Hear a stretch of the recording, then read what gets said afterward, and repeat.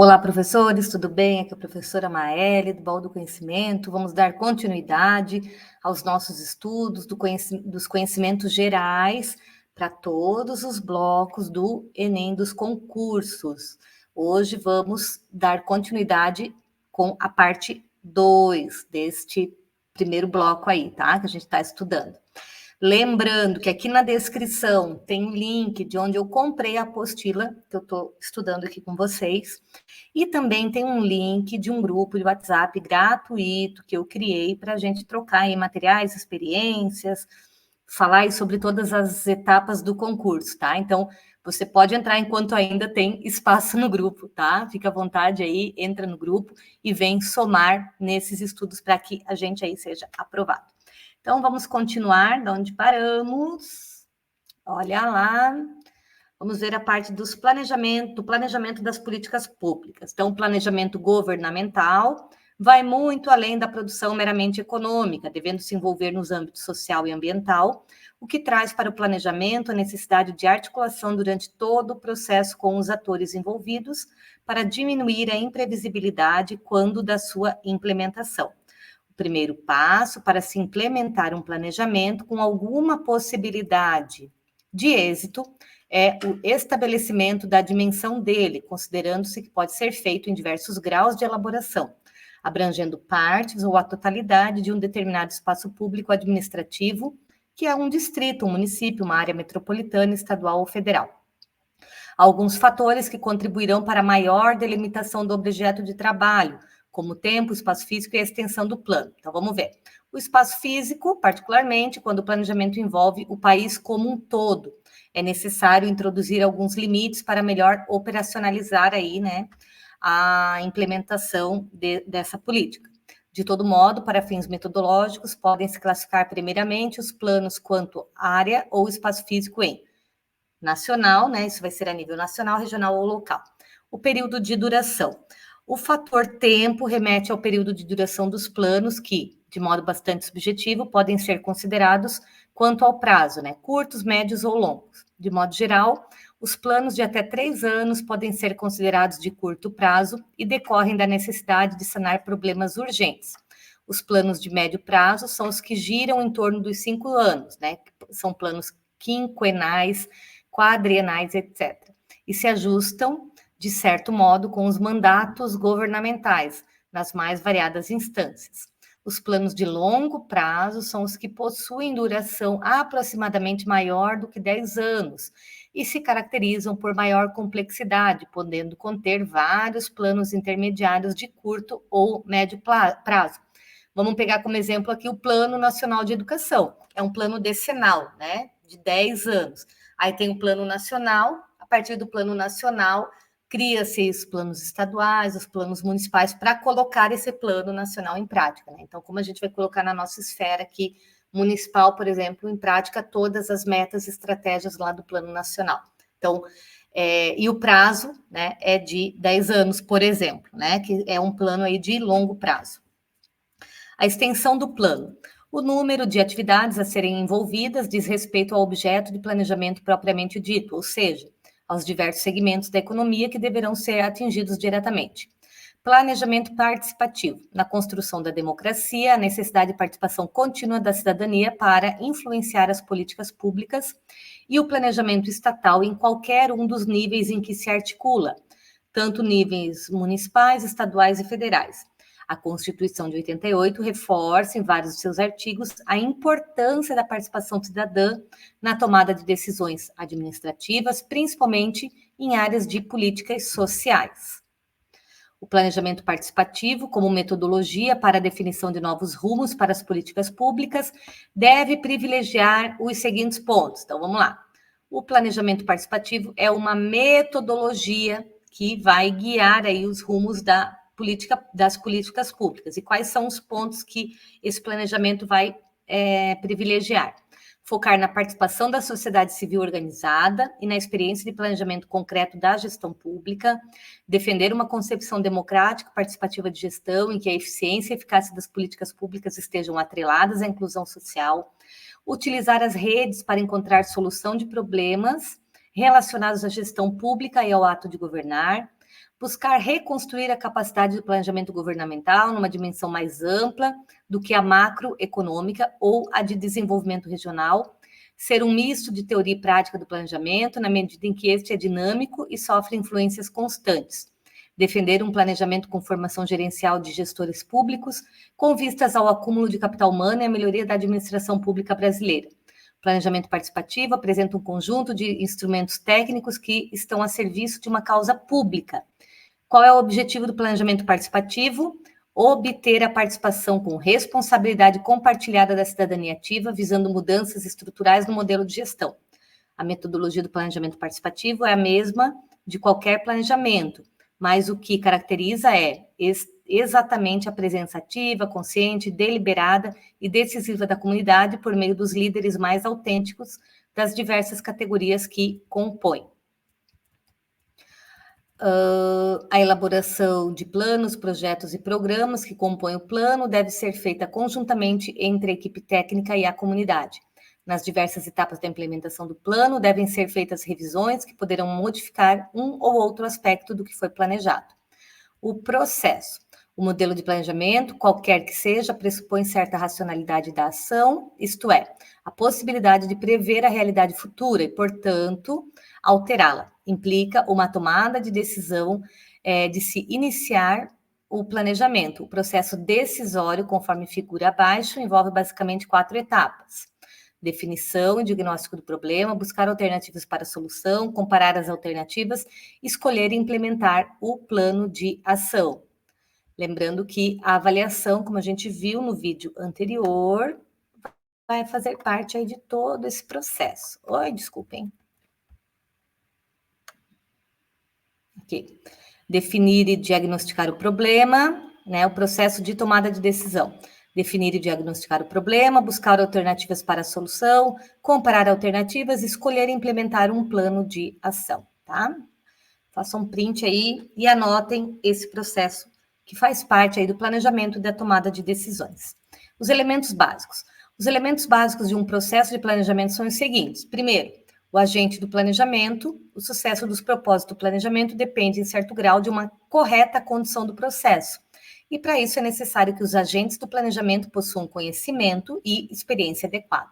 Né? Você não vai planejar uma política, né, a nível, sei lá, tanto nacional, quanto estadual, quanto municipal, dependendo da esfera, se você não tem aí experiência e conhecimento para isso, né? Comunidade receptora.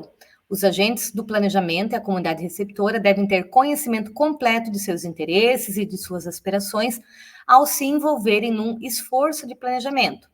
Previsão. A que se refere à antecipação das variáveis, as quais podem manifestar-se em cenários futuros. Deve-se encontrar essas variáveis e identificar se são ou não controláveis. A informação, que se constitui num elemento-chave para reduzir a incerteza. Assim, a maior informação sobre uma variável, por exemplo, os custos, corresponde a uma menor incerteza sobre o comportamento dela. Se por um lado, se há pouca informação, haverá maior incerteza. Os objetivos desempenham o papel de guias no processo, pois as atividades de planejamento se orientam no sentido de alcançá-los. Os meios, representados pelos recursos de todo tipo, humanos, financeiros, etc., são vias para se atingirem os objetivos. Os prazos, que se referem aos períodos dentro dos quais se devem desenvolver certas tarefas e também ao lapso de tempo que se tem para atingir os objetivos. A coordenação é indispensável para dar uma sequência lógica ao conjunto de atividades, na medida em que aumenta a coordenação, diminuem os custos do processo de planejamento. A eficiência, elemento do qual se obterá uma escala de valores para medir as vantagens e desvantagens de cada atividade, ou seja, as atividades a serem desenvolvidas ao longo do planejamento estarão sempre diretamente dependentes, relacionadas com o sucesso de se atingir os objetivos. A decisão refere-se à permanente escolha das opções que se apresentam. As decisões geram efeitos que se transferem ao futuro.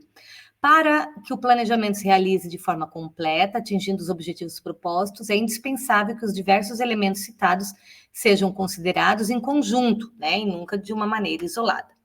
Vamos ver agora sobre programas e projetos. Os programas e projetos constituem partes integrantes de qualquer plano.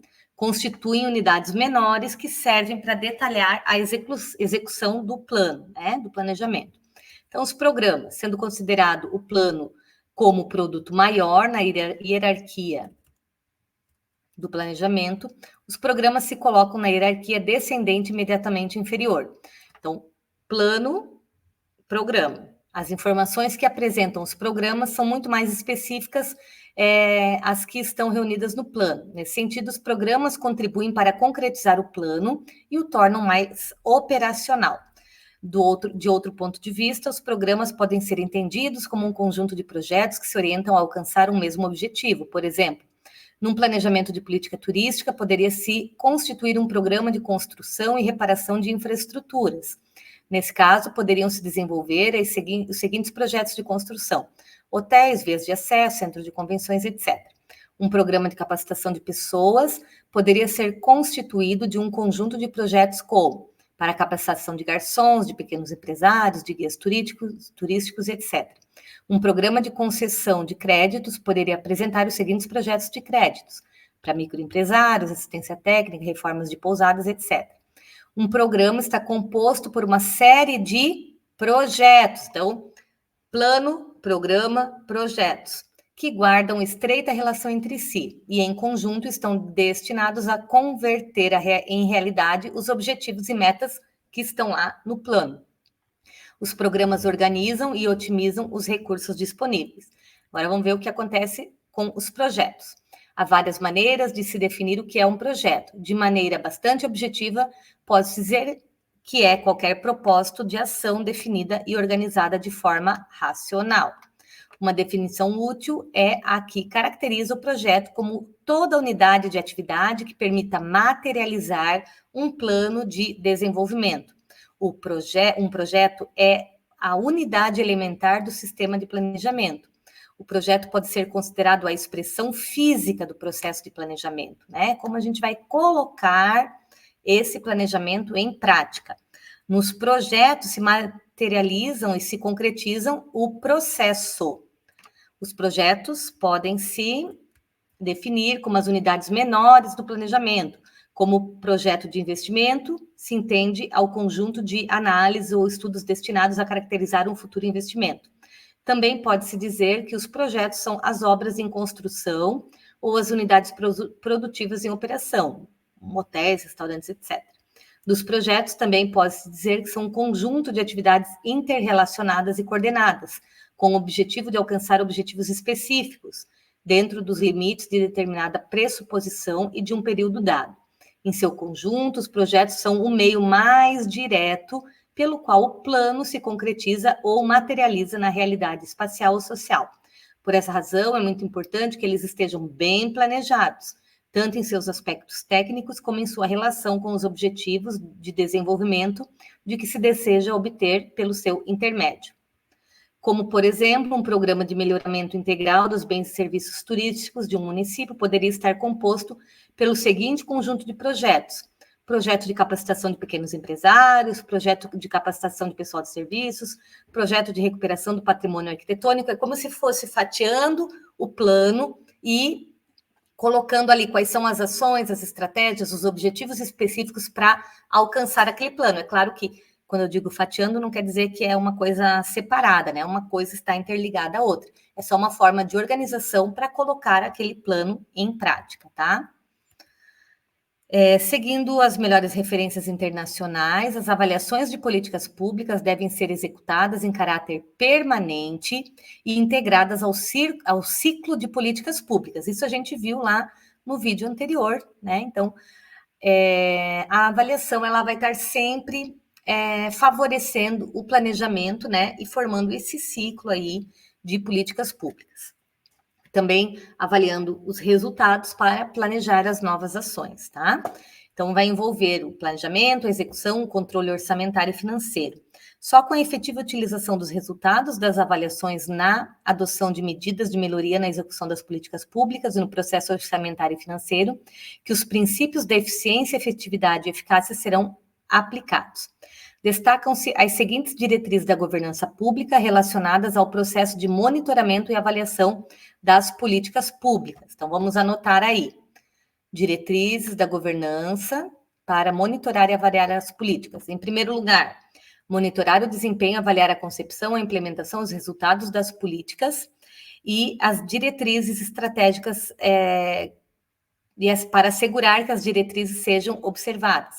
Avaliar as propostas de criação, expansão ou aperfeiçoamento de políticas públicas de concessão de incentivos fiscais e aferir, sempre que possível, seus custos e benefícios.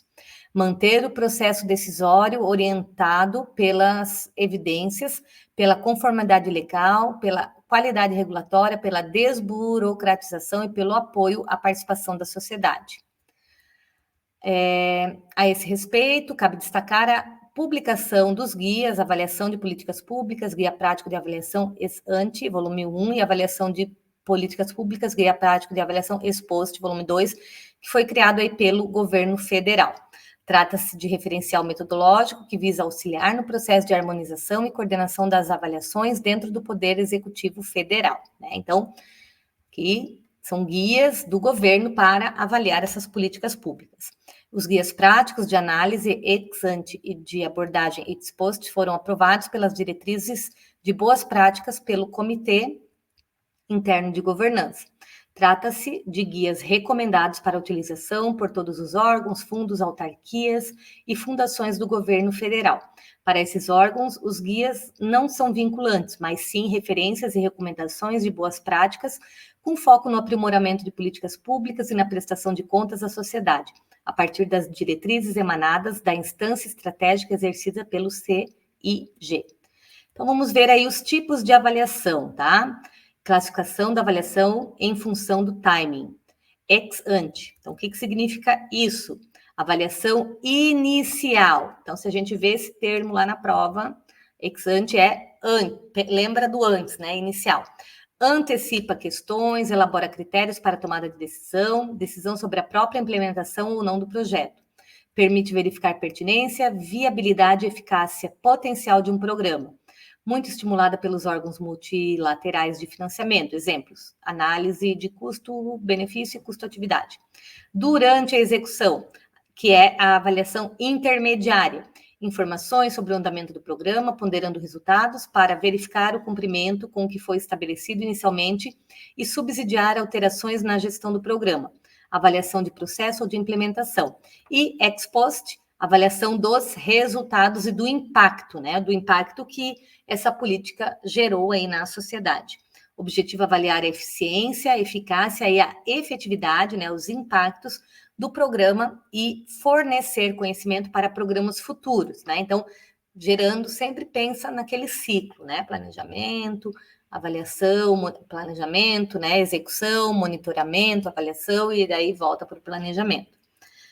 Julgamento global de um programa. Análise custo-benefício. Dentre os métodos analíticos utilizados na proposição de políticas públicas, destaca-se a análise custo-benefício, a ACB, como instrumento capaz de avaliar tecnicamente os impactos gerados por tais políticas ou qualquer ação regulatória governamental. A análise custo-benefício é usada frequentemente por governos e outras organizações, como empresas do setor privado, para avaliar a conveniência de uma política determinada. É uma análise da comparação dos benefícios e custos esperados, considerando também as alternativas que se perdem e a manutenção do status quo. Análise de custo-benefício considera a relação monetária em que a política é viável se os benefícios forem maiores que os custos. Agora, outro tipo de análise custo-efetividade. Análise custo-efetividade é uma forma de avaliação econômica completa na qual se examinam tanto os custos como as consequências, né, os desfechos de programas ou projetos. O resultado da análise de custo-efetividade é expresso, por exemplo, em custo por ano de vida ganho. A análise custo-efetividade constitui método de avaliação econômica de ampla aplicação na apreciação de produtos sociais em diferentes áreas de atuação em políticas públicas. Baseia-se na comparação entre custos incorridos e benefícios gerados pelo programa social, sendo custos expressos em unidades monetárias e benefícios apresentados em unidades fiscais de impacto do programa, como, por exemplo, indicador da qualidade da alimentação. Na análise custo-efetividade, uma política será viável quando proporciona maior efetividade, maior número de benefícios em face dos recursos disponíveis, ou seja, quando os resultados proporcionarem maiores impactos na sociedade. A análise custo-benefício, análise custo-efetividade, são ferramentas que buscam comparar os custos estimados de determinado projeto com os benefícios esperados. Acho que essa parte aqui é importante anotar.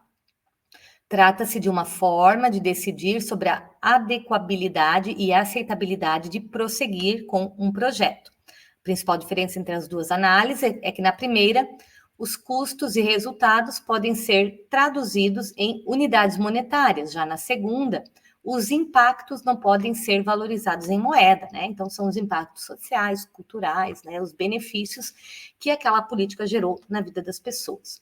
Quais são os atores das políticas públicas? Esse é o nome dado aos grupos que apresentam as reivindicações que possivelmente poderão ser convertidas em políticas públicas. As ações estabelecidas por esse grupo levam aos dirigentes os interesses da sociedade e promovem uma integração dos grupos com o sistema político. Então, vou dar um exemplo aqui, os fóruns, por exemplo, né? Esses atores são todas as pessoas, grupos ou instituições que, direto ou indiretamente, participam da formulação e implementação de uma política. Os envolvidos no processo de discussão, criação e execução das políticas públicas podem ser classificados como estatais ou privados. Estatais são os procedentes do governo ou do Estado. Alguns foram eleitos pela sociedade por um período determinado, como os políticos, e outros atuarão de forma permanente, exercendo funções públicas no Estado, os servidores. Os servidores, teoricamente, deveriam atuar de forma neutra, sem agir de acordo com os interesses pessoais, mas sim contribuindo de modo essencial para um bom andamento, para um bom desempenho das ações governamentais. Os privados são os precedentes da sociedade civil. Eles não possuem um vínculo direto com a administração do Estado. Esse grupo é formado por sindicatos de trabalhadores, sindicatos patronais, entidades de representação da sociedade civil organizada, imprensa, centros de pesquisa, os fóruns, como eu tinha dito, né, e entre outros. Descentralização e democracia. A descentralização, a gente falou também sobre descentralização lá no começo do primeiro vídeo, né? O que é? É a ação de transferir a gestão de serviços públicos do governo federal para estados, municípios e sociedade civil, né? Então, tem que dividir ainda mais, né, num país continental como o nosso, né? Muito grande, então, descentraliza. Então, tem as ações de esfera federal, estadual, municipal e a parte também da sociedade civil que colabora. A descentralização política representa uma estratégia de redistribuição do poder político do Estado de nível central para os níveis periféricos, ou seja, para as instâncias subnacionais de governo. Essa descentralização se baseia na ideia de que a redistribuição do poder público introduz novos níveis de autonomia e novas possibilidades de cooperação entre as esferas de governo, influenciando a distribuição de poder e recursos entre diferentes grupos na sociedade. Nessa perspectiva, a descentralização é entendida como uma estratégia fundamental para a democratização, mediante a ampliação dos níveis de participação da sociedade e da multiplicação de estruturas de poder capazes de se controlar mutuamente. A descentralização administrativa refere-se à delegação pela transferência de competências e de funções entre unidades, entre esferas de governo ou entre órgãos. É definida como estratégia para obter maior eficácia e eficiência na gestão pública, mediante a eliminação dos níveis burocráticos intermediários. Argumenta-se que a maior proximidade com o cidadão tornaria a implementação das políticas públicas mais transparentes, facilitando o controle social e a melhor adequação da administração ao cumprimento de seus objetivos. A descentralização social também é entendida como a transferência de parcelas de poder, competência e funções da administração pública para a sociedade civil. Essa descentralização é concebida como uma estratégia de capacitação de grupos sociais para decidirem sobre problemas da gestão pública local. Já a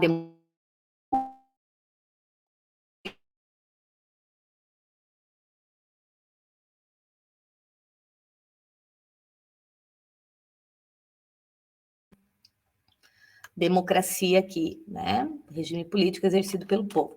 No Brasil, com a luta pela redemocratização nas décadas de 70 e 80, inaugurou-se uma extensa agenda de mudanças políticas, sociais e econômicas no país, que buscava reestruturar o sistema de políticas públicas, visando implementar um modelo redistributivo de proteção social e fixar a responsabilidade pública na regulação, na produção e na operação das políticas sociais. Então, continuando, participação, atores sociais e controle social.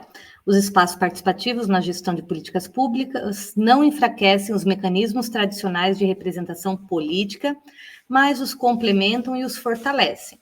Assim, conselhos gestores de políticas públicas, audiências públicas, conferências públicas, propostas legislativas de iniciativa popular, todas previstas legalmente, e os orçamentos participativos, ainda não formalizados legalmente, são arranjos que se vinculam diretamente às políticas públicas, desde a sua formulação até a sua avaliação e controle.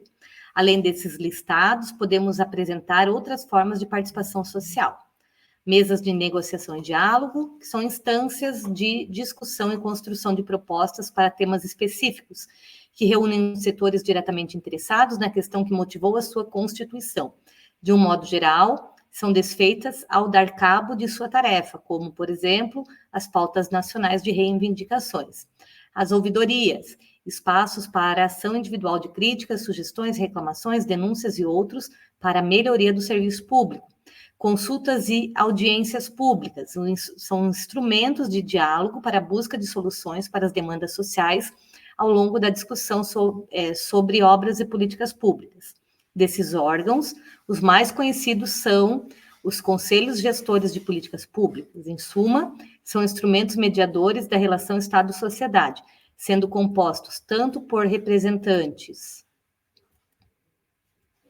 que são os conselheiros do poder público, quanto da sociedade civil organizada.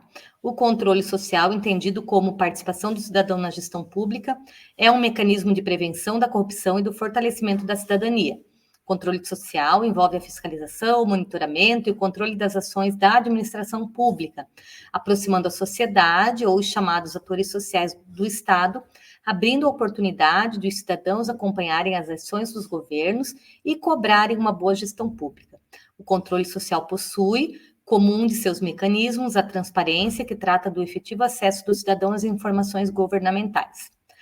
Agora, último tópico aqui, desse primeiro bloco dos conhecimentos gerais: gestão local, cidadania e equidade social.